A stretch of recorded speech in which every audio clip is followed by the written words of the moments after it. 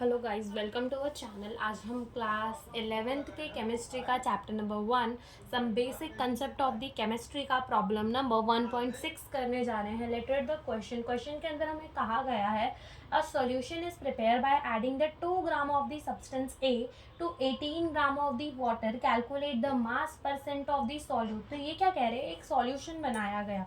क्या बनाया गया? एक सॉल्यूशन बनाया गया,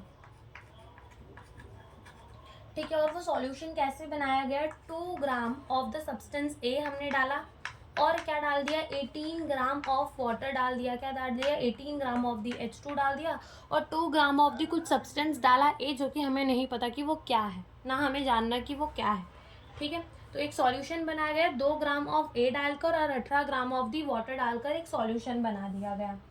फिर हमें बोला है कि इसमें mass percentage of the solute निकालो। सॉल्यूट एंड सॉल्वेंट, ये दो चीज़ जो है वो बहुत अच्छे से समझ आनी चाहिए। सॉल्यूट क्या होता है एंड सॉल्वेंट क्या होता है? सॉल्यूट वो होता है जो कि हमारे सॉल्यूशन के अंदर लेस क्वांटिटी में प्रेजेंट हो, ठीक है। सॉल्यूट क्या होता है? जो हमारे सॉल्यूशन के अंदर लेस क्वांटिटी में प्रेजेंट हो। और सॉल्वेंट क्या होता है? सॉल्वेंट, ठीक है। सॉल्वेंट क्या होता है? जो हमारे सॉल्यूशन के अंदर ज़्यादा क्वांटिटी में प्रेजेंट हो। तो अब ये हमारा एक सॉल्यूशन है। सॉल्यूट समझ में आता है? सॉल्यूट क्या होगा? जो सॉल्यूशन के अंदर कम क्वांटिटी में हो वो सॉल्यूट होगा। तो साफ दिख रहा है ना, 2 ग्राम ए प्रेजेंट है, कम है 18 ग्राम से, यानी कि सॉल्यूट क्या हो जाएगा हमारा? 2 ग्राम ऑफ दी ए हो जाएगा। सॉल्वेंट जो कि ज़्यादा क्वांटिटी में प्रेजेंट हो, तो साफ साफ दिख रहा है ना कि 18 ग्राम ज़्यादा है 2 ग्राम से, तो सॉल्वेंट क्या हो जाएगा हमारा? 18 ग्राम ऑफ दी H2O हो जाएगा। ओके, सॉल्वेंट को हमेशा हम 1 से रिप्रेजेंट करते हैं और सॉल्यूट को कैसे रिप्रेजेंट करते हैं? 2 से रिप्रेजेंट करते हैं। ज़्यादातर जगहों पे यही चलता है। सॉल्यूट को कैसे रिप्रेजेंट कर देंगे? 2 से, एंड सॉल्वेंट को रिप्रेजेंट कर देंगे 1 से। अब मान लो कि मेरे पास क्या है, एक गिलास पानी है, ठीक है। पानी बहुत ज़्यादा है और उसमें मैंने एक चुटकी नमक डाल दी। पानी ज़्यादा है तो पानी क्या हो जाएगा मेरा? सॉल्वेंट हो जाएगा। और नमक जो कि बहुत कम है वो मेरा क्या हो जाएगा? सॉल्यूट हो जाएगा। तो मैं पहले सॉल्वेंट ले रही हूँ और बाद में उसमें अपना सॉल्यूट डाल रही हूँ, नमक डाल रही हूँ मिक्स करने के लिए। तो सॉल्वेंट मैंने पहले लिया, इसलिए सॉल्वेंट को हम 1 नंबर दे देंगे और सॉल्यूट को हम क्या दे देंगे? 2 नंबर। ये याद रखने के लिए था, ठीक है। रिप्रेजेंट कैसे करते हैं, किसे वो समझ में आ गया।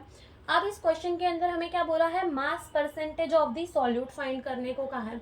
सॉल्यूट पता चल गया अपना ए है, यानी कि हम ऐसा कह सकते हैं हमको mass percentage of the A find करना है। तो हम कैसे फाइंड करेंगे? हम मास ऑफ दी ए लिख देंगे ऊपर, अपॉन में हम total mass of the solution लिख देंगे, ठीक है। मास ऑफ सॉल्यूशन लिख देंगे हम। और अगर किसी को भी परसेंटेज में निकालना हो तो 100 से तो मल्टीप्लाई करते ही हम। तो मास ऑफ दी ए क्या है? 2 ग्राम है, ठीक है। मास ऑफ दी सॉल्यूशन कितना है? 18 + 2।